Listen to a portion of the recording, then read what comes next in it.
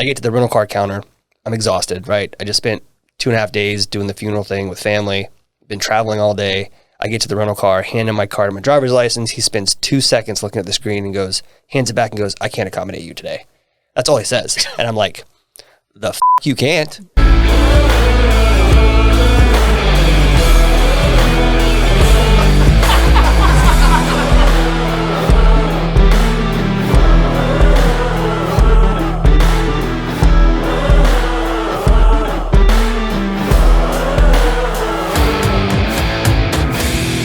This episode is sponsored by Gatto Photography. Our executive producer and New York field operative has some amazing photos available for you to purchase. If you need or fancy some quality whitetail or wildlife photography for your home, office, hunt club, or the outdoor enthusiast in your life, then you need to head over to domgattophoto.com. Once there, you can use code WHISKEY for 20% off, which is an insane amount to take off of photography because of the amount of time and effort that goes into creating his products and his photography. But that quality is what you can expect from Dom. So head on over there, check out his photos, code WHISKEY for 20% off. This episode is sponsored by Gun Monkey's Armory, located in La Plata, Maryland, which I'm sure you're thinking, okay, but that's too far from me. Well, if that's the case, they're also available online at shop.gmarmory.com. We have a little Plinking 22 rifle and a Walther P22 with a silencer on it, the wife and I. I was thinking today, how much are 22 silencers right now? Because we bought this quite a while ago. So I headed over to their store online, and right there on the front page, they had a Ruger Silent SR for $370. How cool would that be if they had a Walther silencer that matched the pistol? I don't even know if that exists, but you know what does exist? 7 full pages of suppressors to choose from that are bound to fit anything I, you, or anyone we know owns. It really is true that they are supplying American with all their firearm needs, even offering financing options if you can't afford it right now. So check them out on Facebook and Instagram, also on YouTube at Gun Monkeys Nation. Again, that's shop.gmarmory.com. Use code WHISKEY, and you get $30 off your purchase. Welcome to Whiskey and Whitetails Podcast, episode 38. Today is September the 13th. We are your hosts. I'm Matt. I'm Gus. And if this is your first time here, Gus and I are childhood best friends and each other's best man. That's right. With a dream, and you're witnessing the beginnings of this dream. We have a couple years before we tell you that dream, but it's coming. It is coming. As always, you can watch this episode on YouTube. If you've not been over there yet, please give us a like, comment, subscribe. We're very active on Instagram and even tweet out our thoughts from time to time. And guys, tell these people how they can save 20%. You can save 20% on our beautifully handcrafted whiskey barrel products by using code PODCAST at checkout. Again, that's podcast. POD cast. Remember POD the band? Oh, yeah, I do. It's a good band. Did you add new sounds? Oh, you didn't take that home? I didn't take it home, no. Yeah, okay. Sorry. Just wondered. We also have launched our Patreon page with multiple tiers, and you can find that at patreon.com/whiskey and whitetails, or you can just go to Patreon and type in whiskey and whitetails. And if you're saying you've ever wondered, like, I like their content. Right. I love their products. Wish I should support these guys more. Well, Patreon gives you that option. This money does not go into our pockets, friends. It goes into creating new content. It goes into keeping the lights on in here. Yep. These 2 lights that we have. Yeah. And it goes towards expanding our ability for guests and much more. Yes. And if I would like for you to name something that you enjoy more in life that only costs $3 a month. And if you have something, please send it to us because we're going to incorporate that in our next business model. That's right. But we want you to know that you're not only supporting us, but you're supporting yourself and something you enjoy being part of, and that is the Whiskey and Whitetails experience, which is what we actually named it. We have a few tiers available with some pretty sweet rewards. For as low as $3 a month, you get access to all of our bonus episodes and early access to episodes that are coming out now. These tiers go up to $7, $10, and $20 a month, which gives you things like your name on the credits, as you're seeing here below you. You get episodes ahead of time. Right. Get into our live chat. You get exclusive private community message board that we have. You also get 30% off everything in our store and an official Whiskey and Whitetails t-shirt. That's money during the holiday season, too. Yeah. As well as access to our giveaways, sample from cool bottles. Sometimes we get a cool bottle and we're like, this should be shared, and those samples go out. That's correct.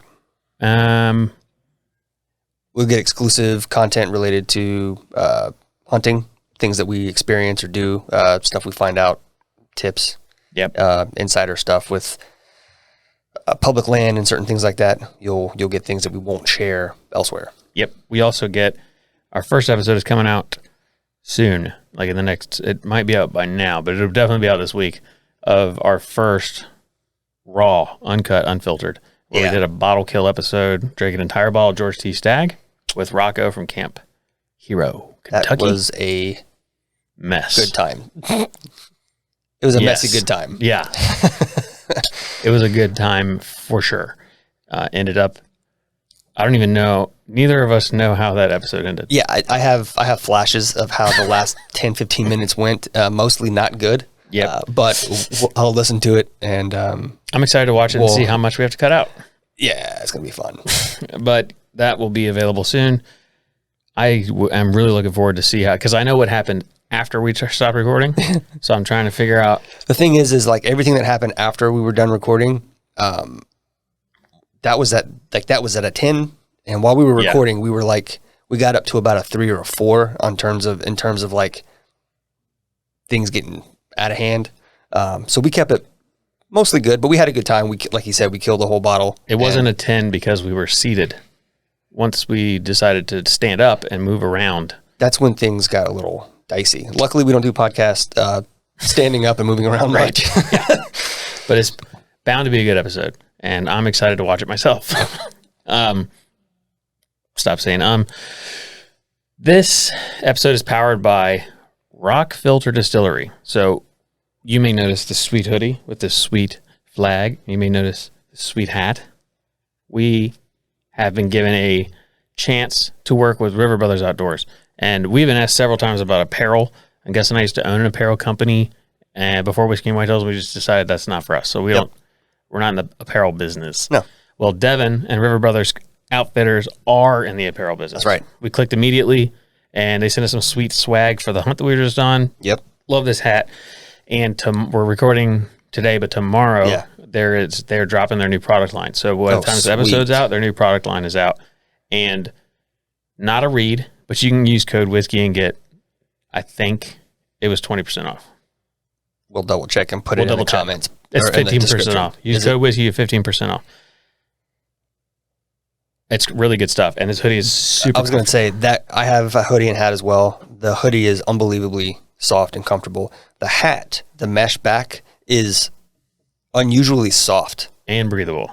Like when you put it on, it feels nice and comfortable. Which usually the mesh part is kind of stiff. It's just kind of, we've just accepted that that's the way hats are, and this kind of breaks the mold. And again, that's not a read. These are people that want to be part of what we're doing and want to be part of what they're doing. Yep. And we mesh like-minded on hunting and after the hunt, drinking whiskey and sharing stories.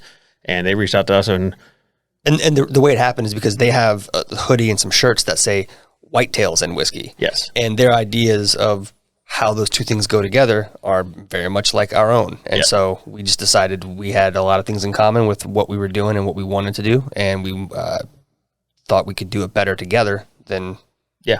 What's funny is we filed for bankruptcy. I'm just kidding. We filed for trademark. Yeah. Both company, us and them, unknowing to each other, both filed for trademark for that term within a month of each other. Yeah. So I didn't even know they existed until our trademark lawyer came back and was like, hey. And then we looked into them. We were like, oh. Cool. And so we reached out because what's the point of disputing over trademarks when you just work together? Yep. So it works out. Yep. But they sent us this bottle. Oh, they sent this bottle? I did not know that. Awesome. This bottle came to us as well. So this is a really cool story. This is Rockfilter Distillery, and I'm going to read the label and then I'll get into it. So it's the Organic Fence Jumper Bourbon Whiskey. And I'm not trying to make you feel stupid, but do you know what that first word is? I know what it is. Oxycan? I don't know. That's the way you would think. So it's actually a Mexican corn. It's a green corn. You ever seen green corn? No, I have not. So it's called Oaxacan. Oaxacan? Yeah. Cool.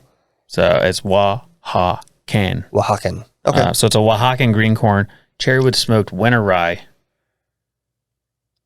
And this is their thing. This is what I wrote down. So this is coming in 94 proof.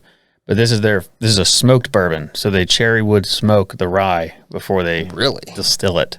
So it's going to be very interesting. But this is very interesting. I wrote this down so I didn't mess it up. Planted, tended, milled, and distilled by farmers in Minnesota. So this farm plants non-GMO seeds, grows the grains, cooks the mash, distills the spirit, all the way into hand labeling the bottling. Oh, wow. It is hand labeled. Look at that. So it's impressive. I wrote a little read for them. It's very simple. This is their new tagline. I'm gonna pitch it to them. I've never talked to them before, but this is so. Listen up, folks. Better seeds, better ingredients. Rockfilter Distillery. That's the idea. I like it. So you want to pop that? Yeah, I do. As a matter of fact, Put this away. these. So on the episode that we did for Patreon with Rocco, we smoked some cigars that we got from the gracious folks over at Simply Stogies. Yep. And these microphone filters smell like cigar smoke. So when you came in today, so we just got back. We were in Kentucky. We took all this stuff with us. Silence. Straight up. Good for a small bottle. Yeah, it was good for a small bottle. What did you do that Sorry, for? I thought you were going to miss. I was not, and then I did. Glub, glub, glub, glub, glub, glub. We took all this stuff with us. And then we did that episode and we smoked cigars outside and all of this. So when you came in today, you were like, hey, I can't believe, I'm presently surprised that you already set all this stuff up. Yeah. Do you know why? I have no idea. Because there were 3 microphone filters. There were 3 people smoking, or there's 4 microphone filters. There's 3 people smoking cigars. So guess what I have? You have the one that doesn't stink? Yeah. You're an asshole. You heard it here, folks, if you didn't know already. Yep. Whatever. Oh, speaking of me being an asshole, actually, let's smell this first. That's a weird flavor. Not weird as in bad. I get a lot of the cherry, though. Man, maybe it's just in my head because I read it, but... A lot of cherry, and it is very, very oak heavy. It is very oak heavy. I bet that comes from also... It's notes from wood, but that we affiliate with oak, but from that cherry wood smoke. Let this air out. Don't drink that yet. Okay. I think I know what's about to happen to this. So while we wait for that, and back on me being an asshole, I wrote this down. So the last episode we did with Chief Mercer, that was recorded in April. Oh, Chief Mercer? That was recorded... When did we have our first night at the market? Because that was recorded like a day before we had our first night at the market. It was a long time ago. That was a couple months ago. So in that episode, and no one called me out on this, I heard it because I hadn't listened to the podcast since we recorded it. Yeah. So I was listening to the podcast. And in that episode, I said, and again, no one called me out on this, just me being an adult. I said that a lot of the bourbon podcasts are boring and not exciting. I was listening to the wrong stuff. So since then, I have found there are plenty of good podcasts. There's some other ones, yeah. I'm not trying to start a podcast war, as I said in that episode. I just wanted to correct it. I didn't mean it. I was joking. I joke a lot. Some people can't take my sense of humor because they think I'm serious. And another thing I said is I put Chief on the spot about what's the best podcast he'd ever been on. I thought he had been on a bunch. Yeah. I didn't realize there's only 2, so I wasn't trying to. Oh, I didn't realize that either. Yeah. That makes it kind of awkward. Yeah. And I mean, yeah. Who's better, us or them? Yeah. And I didn't mean it that way. Yeah, that's cool. That's I'm never, definitely not trying to cause issues. No, it's never our intention to put we want to work with everybody. Yeah, it's never our intention to put a guest in a tough spot. Yeah. So I apologize, Chief, and I apologize to anyone that has a podcast that drinks whiskey on it. I didn't mean it. I didn't mean it. Matt has a funny thing about his sense of humor that the longer you get to know him, you'll pick up on, is that the change in facial expressions or tone when you're joking and then when you're no longer joking, he doesn't have. It's all the same. And so it's hard to tell sometimes, and you have to stop him and say, hey, wait, were you serious or was that a joke? Yeah. Because sometimes you just can't tell. Yep. And if you question that, you would know, but also my wife would know. Yep. And she would gladly attest to all the time she's been like, why are you so upset? And I'm like, I'm not. That was a joke. That was a joke. Yeah. So just letting you know. I'm empathetic and I want everyone to succeed. Yeah. More often than not, he's joking. Like this wasn't a joke. Everything I say Matt is doesn't get fired up or mad too often. And the things that do, we don't talk about on this podcast. So yeah. Gus saw me get fired up and mad recently. And that is definitely something that would never come up on a podcast. So it's very hard for me to get. I'm just trying to have fun, you know? Yeah. Now smell it. Yeah. Oh, that's weird. It aired out. So I wanted the ethanol flavors to get out of it. And it did rather quickly. What bourbon does this smell like to you? It is a uppity brand, but I brought one time. That was a store pick. I don't know. It reminds me of Eagle Rare a little bit. That Eagle Rare. The Cherry Bomb. That one from you got in near Myrtle Beach. Or Columbia or the other direction. California. We're not telling you where. I don't remember where. It was in South Carolina. I don't remember. Yeah, that's exactly Louis. what came to mind immediately. Yep. I'm proud of myself for that. Yeah, I'm proud of you as well. I knew you'd smell it because it's almost on. He said in the note, he was like, do not mix this with Coca-Cola. So they clearly don't watch the show. We don't do that. Yeah. Unless it's Pappy. I only mix Pappy with Diet Coke. And Diet Coke. Yep. Do not muddle it with all that sugar. Nope. All right, now I'm going to taste. Rye heavy. I didn't even look at the mash bill on this, but it finishes with that cherry. Yeah. That's interesting. And I'm normally not a fan of winter rye. That's what that... But I'm telling you, there's a lot of cherry. There's a ton of cherry in that. It's really good, though. They may be onto something with cherry wood smoked grains. It's something I haven't considered a lot of, is smoking the grains and everything, heavily. Well, I mean, that's what peat is. Yeah, I get that, but not really so much in bourbon. Yeah. I haven't thought about it much in bourbon. I'm definitely going to ask for more of this. That would be fun to throw in a taste test with some other stuff. We're going to get another one of these and divvy it out through Patreon in order of people that joined. Everybody gets an ounce. It's a good idea. How many ounces is this? 350, so about 10, 11 ounces, something like that. So they're already gone. Actually, we'll start now. Anyone that joins now. The first 10 people to sign up get a sample. 1, 2, 3, go. At the $7 tier or higher. $3 just means you like us. $3 is soda. Have one less soda, lose a little bit of weight. Yeah. We appreciate all of it, but yes, certainly the more you pay, the more you get. Yeah, the more you pay, the more you get. So, all right. I have a couple things that I wrote down.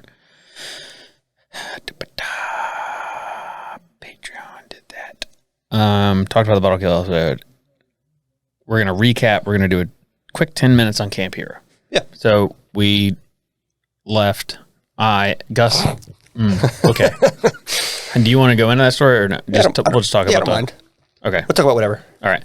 So we had planned for us three to leave Wednesday. Yeah, it's Wednesday. On a Wednesday, September 1st. So Gus, Matt Livingston, and myself, we were going to load up, drive to Kentucky. Then... so my uncle, who was a 23-year veteran of the fire department, and an Army veteran, lost a courageous battle with cancer. And so I went and attended services, helped out with the family stuff. So I traveled separately. Do you want to talk about... Well, you flew to Louisiana for that. And I know I've told you, obviously, but sorry for your loss, and I'm sure the listeners feel the same way. Appreciate it. But it was a beautiful ceremony and stuff. Yeah, I mean, I've never attended a funeral. I've seen things that are done for first responders, some of the ceremony and traditions that encompass that. I've seen military honors given.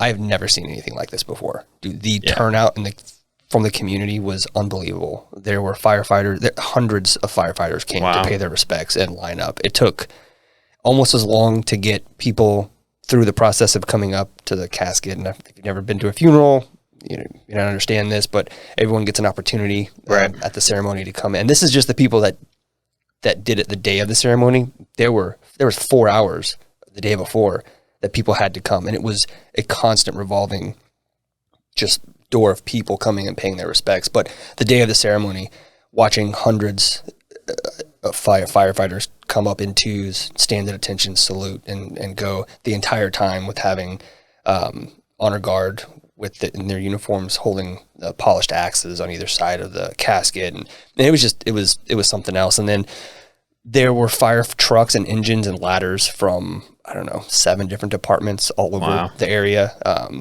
that led and followed in the procession. They had a huge ladder, ladders with the flag. Yeah. Drove under that.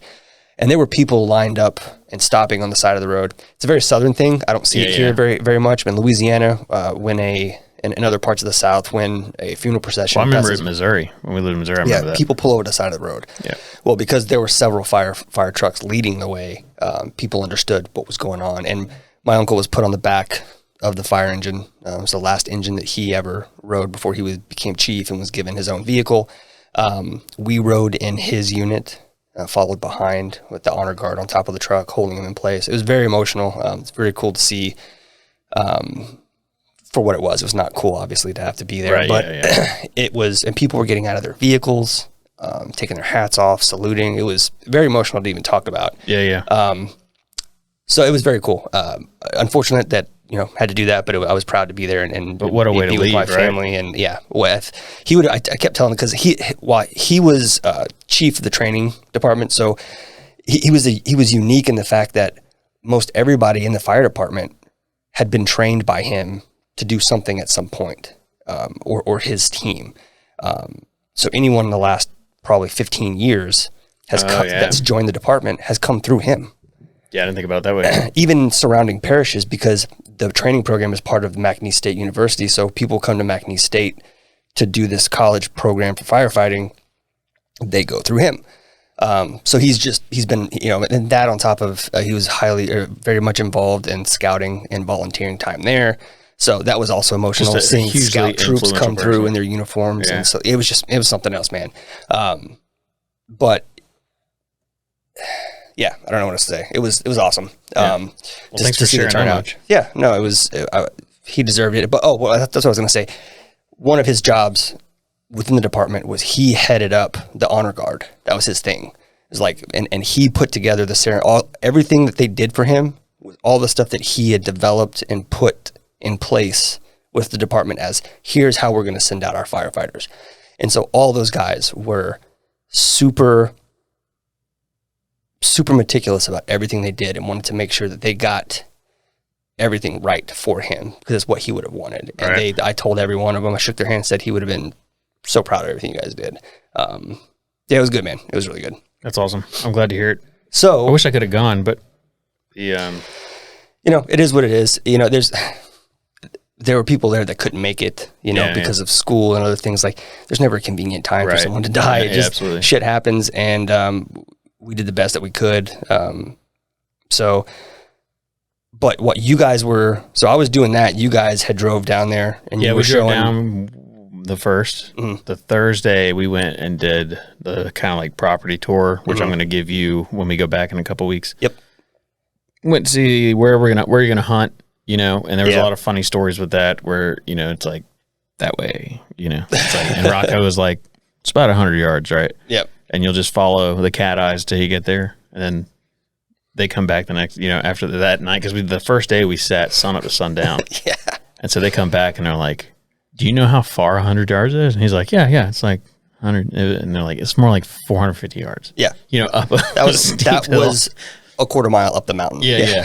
And which is funny. That's kind of like the thing, because it's an experience in that, sure.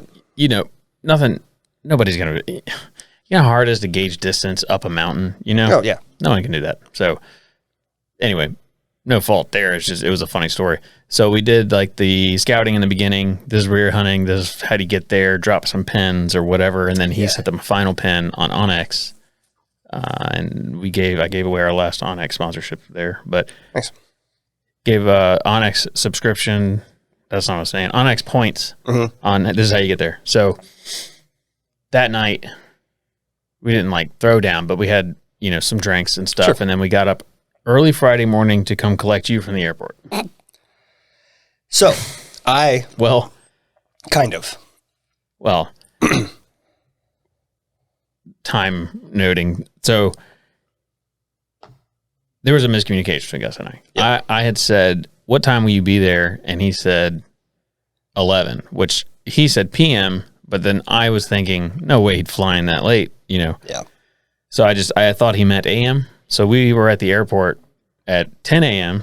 with a sign that said, I have a picture of it somewhere. Yeah. It's in the Patreon episode. Oh, great. So that's right. It is. You get to see it there. You have to join.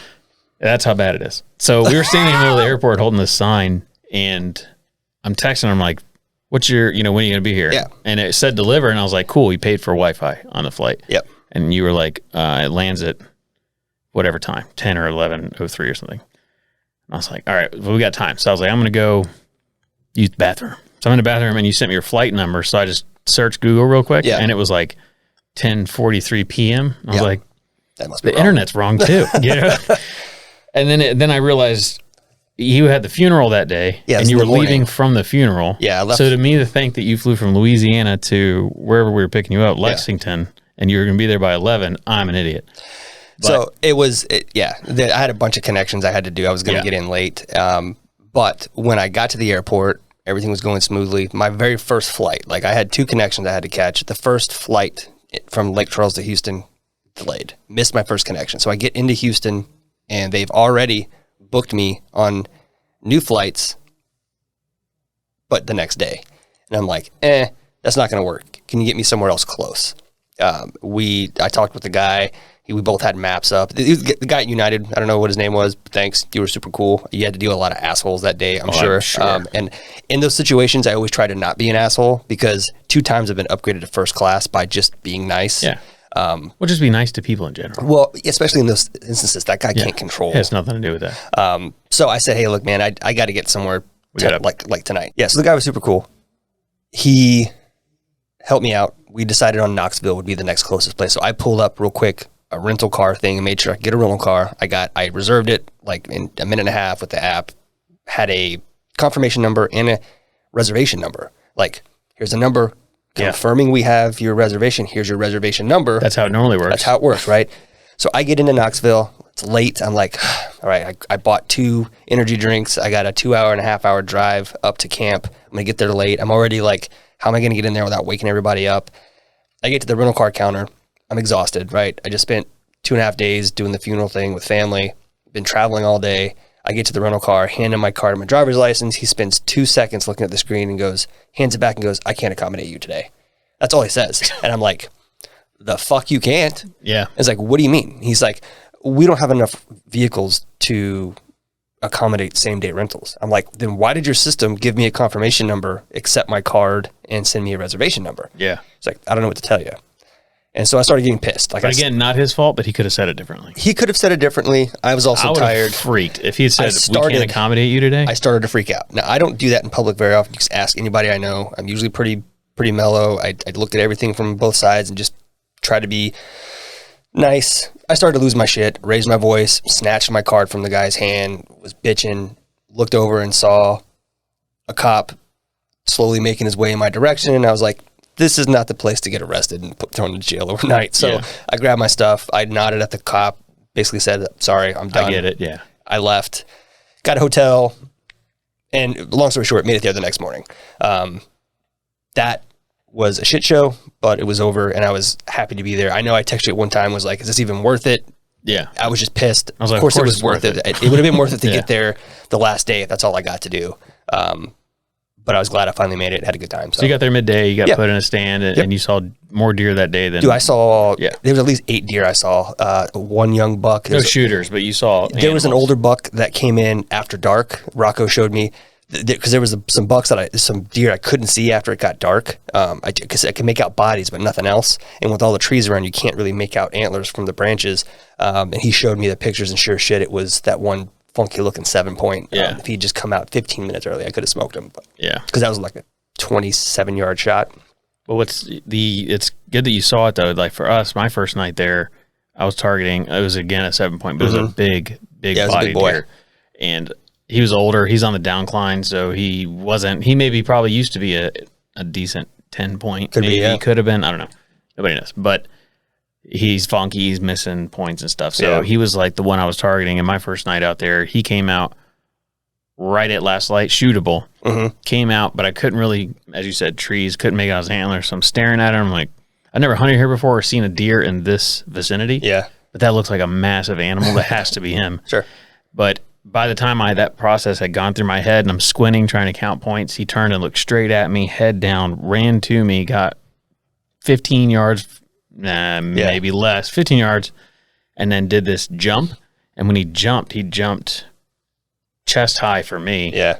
Like thorn bushes. Yeah. Jumped it, and when he landed, I swear I could feel it up the tree. Yeah. And then he jumped again and then was off in the woods. The whole interaction was 15 seconds. Yeah. And I was drawn back on him, but I could not, there's no way I could ethically take a shot and not feel like garbage. Yeah. Not when you're elevated it's that close and he's facing you, I mean, you're looking at either a spine shot, which I'm not going to risk. It's just not. If it was a shot, if it was a gun, I probably would not. Be different, but a bow, I would feel so terrible if this animal lived his whole life and then I jumped the gun and shot him in a back leg or something. It's just not worth it. What would, if you had to estimate a guess on his weight, what do you think So we were talking on the hoof, and we think he was around 220 to 230. It's a big boy. Yeah. Especially for down here and what we're used to seeing. So 200 here is like a trophy. And that's before he's putting on all of his winter weight. Yeah. Like he's going to put on a bunch of weight the next month because then he's going to lose a bunch of it during the rut running around. Right. Yep. But he didn't come out the next night. And then the last night that I hunted, he came out past dark. I could see him, but I couldn't see him, Yeah, I know the feeling. And it was one of those things, again, I could have probably put my headlamp on, flicked it and taken a shot, but it's just, I have a conscience and my conscience eats at me. Yeah. And I'm not saying there's anything wrong with that. It's shooting hours. I don't know. It might be, I don't know if that's illegal. It probably is. Doing the headlamp, that's spotlighting. That's considered spotlighting, so that's illegal. But I would never do it. It's just, if I would have, I'd be telling you. We've also had some friends that just very conveniently have stabilizers that are also a flashlight, and they're like, I just use it for coming in and out of the tree stand. And I'm like, nobody believes that. No. Not a single person, including any DNR agent you make. I'm not going to believe that. Excuse me. Is that a flashlight on your stabilizer on the front of your bow? Yeah, it's just so I don't have to have a headlamp. Yeah. So you walk out of the woods holding your bow like this the whole time? do. Mm-hmm. I bet you do. But I guess one thing we learned is that these bucks are not stupid. No, they don't get big and mature by being dumb. Yeah. So you're chasing these monsters and, you're not out there, trail camera comes up. Yeah. And then everybody's like, see, should have been out there, but you're out there, nothing comes out.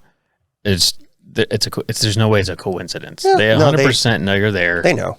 And it's just, it's all about stand placement, I think, at this point. Yeah, I think some of you guys that were chasing some of these more that had target bucks could have benefited by being able to adjust with a climber or a hang on that you could move, or even a saddle. Like that's something I haven't tried yet. I want to try, because I think those bucks that are coming into those areas where those stands are set up and some of them have feeders, they're weary of that already. Yep. That's why they come in late at night for the most part. Now you had an anomaly and he got curious and came straight at you, but as soon as he got wind that something was off, he was gone, right? Yeah, I think he probably smelled, to be honest, I think because I got blown at early that morning. Yeah. Could not hold. And I didn't have any empty water bottles yet. I peed. Oh yeah. And I know for a fact that's how that doe blew at me that morning. And I know that's why. And that's a catch-22, because I've peed out of the stand and had deer come right up to it. Like, so have I. What's I this? Too. But then there's other times where maybe it doesn't work. Maybe there's too much bourbon in it. I think the place that I was at, it was a small knoll surrounded by, I could hear the coyotes. So I think so that they were just sketched out in general. Yeah. And I think she smelled it and was like, nope, not doing that. The other that. stand that Brian was sitting at and then eventually Matt tried also had a trail that they kept hitting that trail. Yeah. And that was it. So I think they're just kind of weary, and if they smell anything off, they're going to dip. But I think that we could have looked at Onyx maps and identified where they're probably bedding or drinking in correlation to that food and other food sources, and you probably could have slid in between and caught them going to and from during shooting hours. I think we're going to spend a week there in the spring and put some stands before the foliage comes in, and just really.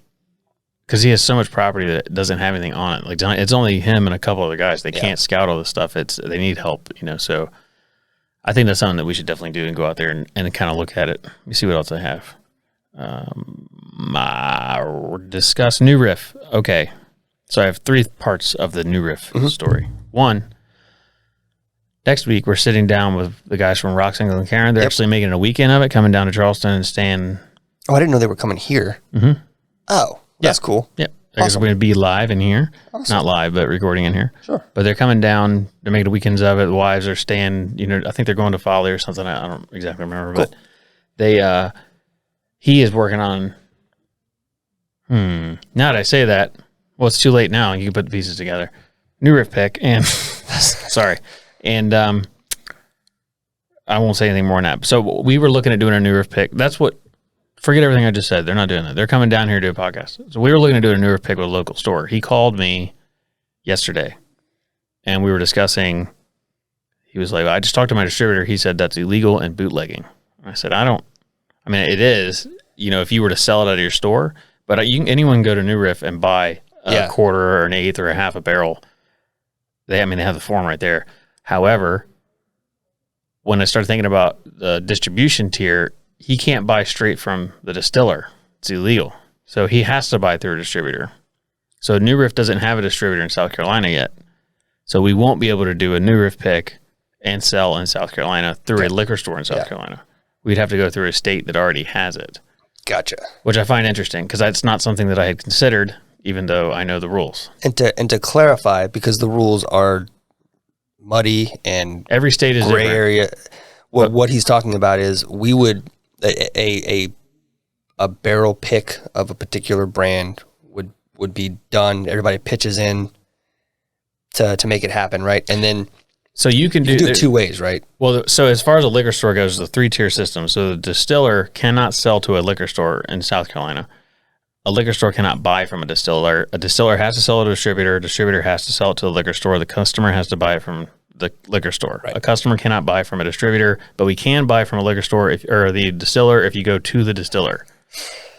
So if we buy from the distiller, we cannot sell it in a liquor store because that would mean the liquor store is selling it, So you and I could just go buy a barrel if we wanted and put our stickers on it and sell it to friends. It's illegal, but bourbon clubs do it all the time. That's just how they do. We have store picks over here, and that's what it is. The bourbon club gets together. Sometimes they do it through a liquor store. Sometimes they do it straight through the distillery. I thought they pulled money together. Yeah, they do. And then bought it, and then everybody gets the bottle or bottles that they paid for. Right, but there's one person buying it. So the one person buying it. So the safe way, the way we have to do it, the way that we are going to do it, just because of legal things, we have to do it through a store. Okay, so we're going to work with the store to do it. Yeah, because I'm not doing it. I'm not shipping bottles all over the country. I'm not doing it. Nah. I mean, you're not interested in either. No. Like, we have jobs that... Same. So, so we have to do it through a store. So we cannot do New Riff through this store. Okay. We could find a store in North Carolina, but then that would still be... You'd have to go there to get it. It's a whole pain. So I think our next plan of action will probably be a Russell's pick. Okay, that's cool. So do a Russell single barrel through them, and then you could go buy it from the liquor store if you're local, or Patreon, or I don't know, we'll figure it out. Yeah. Other New Riff story. Rocco is doing a New Riff pick with some people, I think for the dinner. Not sure. But he gets to bring one person to the distillery to do the tasting, and he asked me to come, so I'm pretty pumped about that. That's awesome. So I'll be able to do that. I'll probably fly into Lexington and ride with him up there and do the pick at New Riff.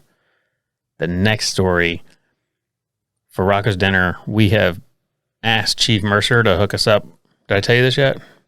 We talked about it, and I saw you sent me the text message. Oh, I did. Okay, but tell the people. So we community. Reached out to Chief Mercer, which we don't ever reach out to people and ask for anything, which is not who we are. So we reached out to him, and I said, hey, this isn't even for us. This is for Rocco's dinner. Whiskey and Whitetails is doing the smoked cocktail there, so we're making these big cocktail flights. And it's way more people than we thought. So we got the bitter milk company that we work with to donate all the mixers. So we have all the mixers donated, and then we needed whiskey. So I was like, let's think about how we can do this cheaply, but also quality. Sure. So we wanted bourbon, and as I preach all the time, bottled and bond, minimum 4 years, 100 proof, it's good stuff. So who do we know that Chief Mercer? So Old Tub is what we asked for. We asked for some bottles of Old Tub if Jim Beam was interested. And if not, then we'll just use donation money that's supposed to go to help veterans to buy alcohol, and then these veterans can just not get help. They can just drink their pain away. Yeah. And I'm just kidding. That's not how he worded it. But so Chief reached out and said, hey, I won't drop names, but big people, and kind of told the story. And so they're doing the Bourbon Festival. They said, whatever we don't drink at the Bourbon Festival, Camp Hero can have it. Really? So that's pretty cool. So they're probably going to be, we don't know what it's going to be. We asked for Old Tub or Jim Beam White Label. Yeah. So we don't know what it's going to be or how much, but I have a feeling it'll be plenty. That's impressive. For what we need. So that's very cool. So thank you to Jim Beam for that. Yes, thank you. And we also were accepted to the Southeast Wildlife Expo. SeaWee for those locals. SeaWee has been going on forever. I was actually surprised when I bring up the actual name that people don't people know what seaweed is, but then don't ever refer to it by Southeastern Wildlife Expo, Yeah. so they don't know that's what it is. Yes. Yeah. So, Well, anyone that I've told, I'm like, we've finally got into seaweed. They're like, that's huge. yeah. So I don't know that everybody knows seaweed, but it's massive and it's been going on for years. Yep. It is. I remember reading a list of like the top 20 or 50 or whatever things to do in the Southeast or on the East Coast. And two of the things take place in the Charleston area. One of them is the Low Country Oyster Festival. Oh, really? I figured it'd be food and wine. That might have been on there. I Yeah. don't know. But the Oyster Festival and then Seawee were Yeah. both on that list. So seaweed's huge. And as Gus knows, in my living room, I have a framed seaweed poster from 1986 in my living room. It's like Yeah. part of the decor of my home, which was given to me as a gift from a friend. But yeah, seaweeds, we go all the time. Yeah. I've been almost every year since I've lived here. Yeah, same. And so sometimes I can only make it for, half a day. Yeah. Sometimes I go all 3 days. It just, the schedule dictates it, but I always try to go. I It's a do too. blast. It's great for the kids. You get to see a lot of cool stuff. It's so much fun. The working dog thing is like Andy loves it. That's the main reason we always go, because she wants to. Because that dude with the sheepdogs is Yeah. crazy. I mean, he can speak to Fun these to dogs. watch. Like speak to them. Yeah. He'd be like, stop it, and the dog's like, oh my bad. The kids always like the birds of prey. Yeah, And she then, does that as well. The guy that does the show over in the theater with all the animals. Steve Irwin. No, Nope. it's the other guy. Oops. He's dead. Yeah. We actually did a Steve Irwin bit already. well- About his kids. Anyway. Oh yeah, we did. Sorry. Yeah, So but lots of fun stuff. it is. So we don't really know exactly where we fit in this puzzle, because they're not really they're doing it a little smaller this year from what I gather. I gotta get into why, because I don't want to talk about it anymore. But they're doing a little bit smaller this year, and most of the vendors they're keeping from before, and they weren't really going to add anybody else. Yeah. But Matt's fiance, Wife now, married. Matt's wife, We called were out. we were there. Yeah, I know we were there.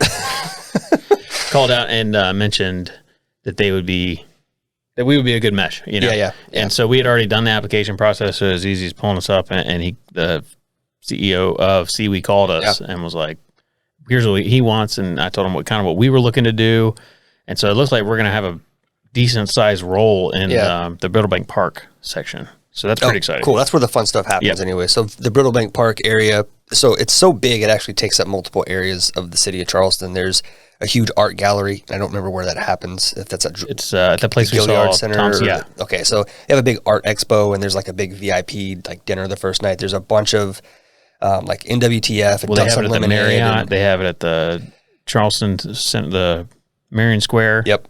Whatever it's called now. Yeah. And then Biddlebank Park. Yep. That theater. There was like 7. Yeah, it's all over the place, and each of those places have various events going on, depending on what your interest is in wildlife. Yep. If it's art and painting, there's a place for that. If it's Cooking. cooking and stuff, Game calls. There's a whole tent just for cooking, and so there's all kinds of stuff. They do the Dock Dogs. Yep. thing. Dogs competition is So there. Biddlebank Park is a great spot for us to be. Biddlebank Park is where the Dock Dogs is. That's where they had the Range Rover experience, which we did, where you can drive a brand new Range Rover over these they build like this track, and it's crazy. And then they have the working dogs. The Birds of Prey is at Marion Square, but they have this white tent that has a ton of vendors. You can get hunting trips, all kinds of stuff. By hunting trips, by hunting calls. But what's fascinating is it's both sides of wildlife. So there's people that are anti-hunting, all conservation, and there's people that are conservationists and also hunt. But everybody kind of gets along. It's just everybody has their own fit. Well, and that, like I was saying earlier, like there is every possible option for everyone. Whatever it is you like, what interests you, you can go find it there. Right. And I think it's one of the coolest things they do. And it sucks it didn't happen last year because of COVID, or this year either. I think whatever it was. Yeah. But always a good time. Yeah. Yep. Always have a lot of fun. But they want some of this in there. Yeah. And so what I gathered from the conversation when I don't know. I don't really know. Was that they're having it. Yes. And we're going to be there. They're having it. We're going to be there. More to come. In multiple ways. We're going to be there in multiple ways. Ooh, teaser. Yeah. We're actually going to have Cliffhanger. We're going to have to pull in like helpers because there's so many different places. Yeah, we are going to have to be in multiple time. places at one time. That's true. So we're going to we might even have an internship available for who knows. Another piece of exciting news. We have a whiskey and cheese tasting class. Yeah. Next Thursday. Very exciting. For, I think, 16 people, 12 or 16 people. So a lot of people. Tell them about that. We're going to do 3. I'm going to do a bourbon. I'm doing 2 bourbons and an Irish whiskey. And we're pairing it with cheeses from the Virginia Cheese Company. And the owner of the Virginia Cheese Company is coming down here to give her spiel on the history of cheese and just stuff about like what we do for whiskey, her with cheese. Yep. And we're giving this class and we're really excited about it. So Gus and I, we're going to tag team this and knock it out of the park. But we can't because you have to be somewhere else. Yep. We are getting to that point with events and who we are and what we want to do where we are having to split apart and cover events independently because there's only 2 of us. But this night in particular, it's pretty cool. And I hope that the cool stuff actually gets postponed so you can be there too. Yep. But I will be downtown at... Do you know what the award is before you... So no. So okay, like, I don't have all the information. So I have Gus, go ahead. Gus will be working the market downtown because the city of Charleston is giving out a handmade awards to local companies, and that's us. So the mayor, they're having like a helicopter flyover and jazz music, and like it's a big hoopla, having a big deal. So we're part of the list of people that are getting an award, the local handmade Charleston Business Award. Right. I don't really know the scale of importance of this award. It could just be, but she said it's a plaque. That's cool. And we were selected for it. We got room in here for it. So that's cool. So we're going to be running a class and also getting an award on the same night and hopefully making some money at the market. Yeah. Yeah, she did. It was funny the way in her description she mentioned that the mayor's wife likes to shop. Yeah. So, yeah. Maybe she'll pony up some dough for they're coming to each booth individually. Yeah, I know. That's what I'm saying. So that'll be cool. But it's pretty exciting. A lot of stuff going on. I'll make sure I'm super drunk. Yeah, you should. Just falling down. Just completely. This is a smoker cocktail kit. Yeah.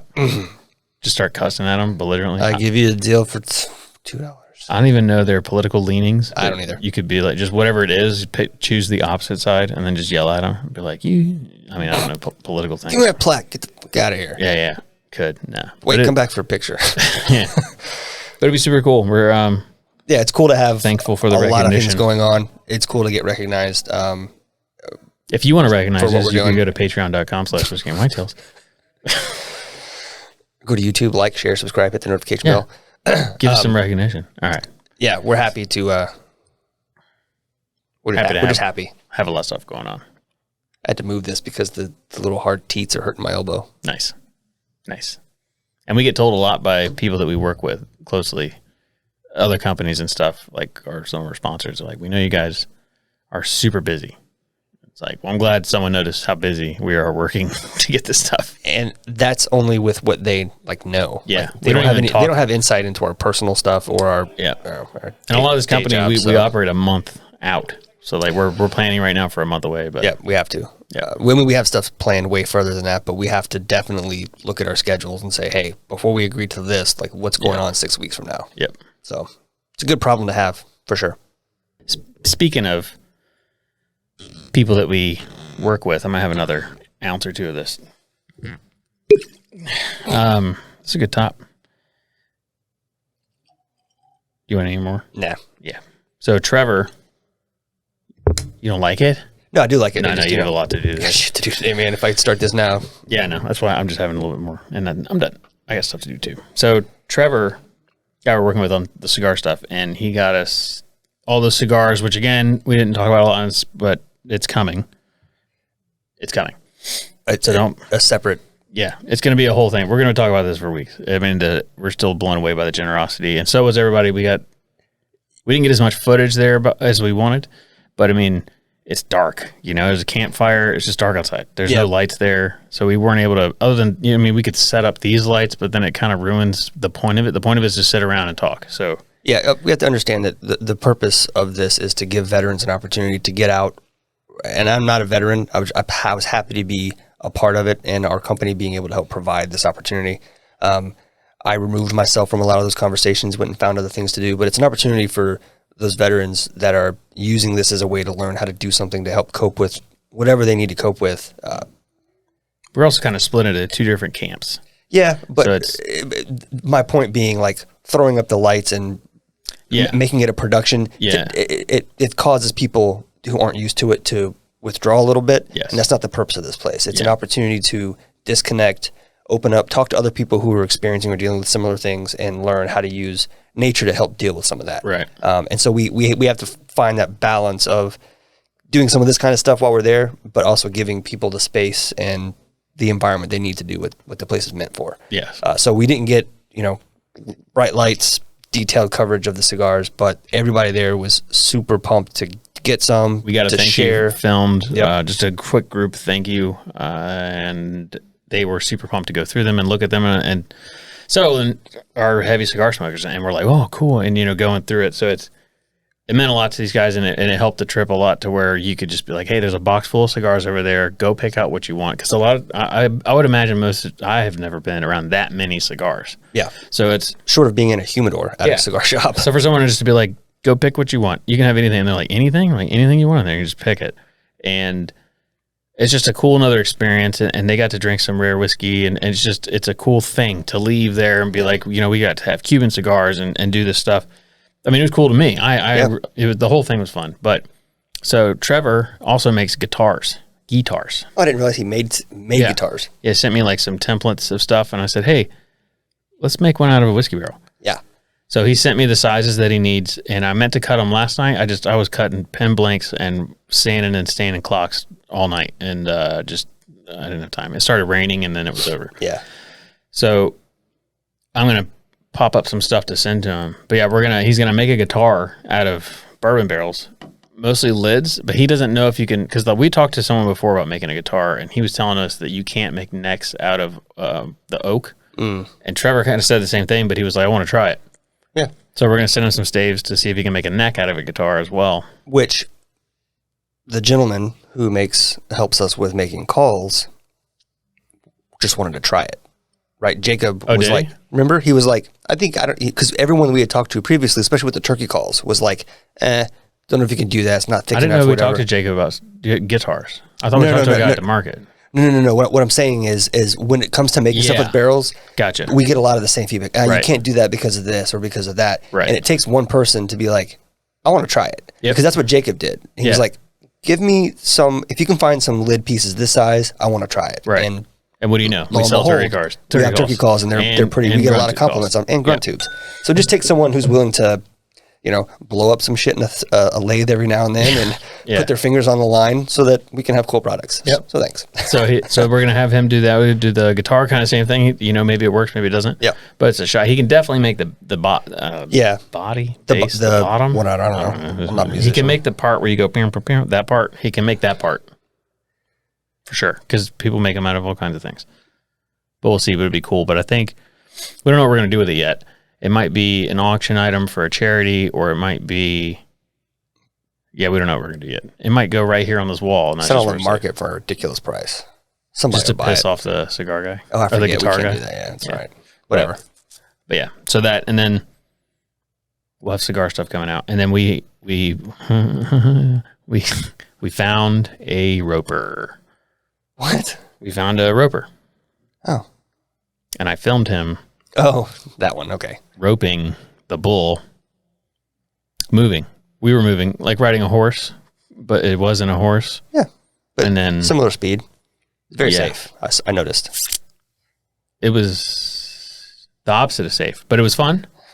And that's what's all important. that matters. So nobody wants to die doing boring things. No. But we have, so that video will be coming out soon. It's very short. As long as it takes to and throw, that's how long it is. We got 3 different camera angles, so there'll probably be a replay, and then some music. Yeah, I'll do it up real nice like a PBR promo. Found a roper, and he showed me how to do it correctly. Could be a PBR promo. That's funny. We light the forest on fire, like when we went to the PBR and they lit the whole thing on fire.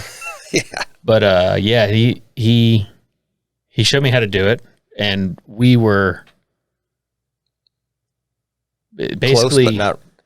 I guess we had the right movement. Not really. We had the right idea, but the loop needs to be massive. Okay. So he was saying all of it. So as my grandpa would say, we were in the right church, just the wrong pew. That's exactly right. we were trying to do it expert level. Oh, and he was like, make the hoop as big as you can get it. And then you go halfway around the knot. So both rope pieces halfway around, hold it there. And that's where you swing. Oh, okay. And then you let go. But you want to keep it, you want to look how you're swinging and you want to keep it open. So if it twists like that, that's wrong. So he was like, just practice your form until you can keep the loop open. But once he showed me that, knocking it out of the park. All day? Maybe like 1 out of 3. I'd get it. Yeah. Throw 10 times, I'd get 3. It's 33%. Yeah, it's not bad. It's better than 0. I mean, for just learning, just starting out. But so that's cool. But we had that in the bed of the in the truck, and so he's got that big. Is it a 410 Yeti? 410 quarts. Yeti, the Yeti 210. It's called a 210. Is what? But it's still huge. Like it's half the size of this table. Thought I had a 210. No, he said it's what he said. He said the Yeti 210, unless it's like 2010. Yeah, I don't know. I don't even know what the numbers mean. Like I can fit, like I can lay down in it. Yeah, we can get inside and curl up. You can put several deer in it for sure. So we had that in the bed of my truck, and it was poking out like a good half a foot. Oh yeah. And we had the Yeti bull on it, and then he has a Jack Daniels Yeti that we also had strapped to the top of it.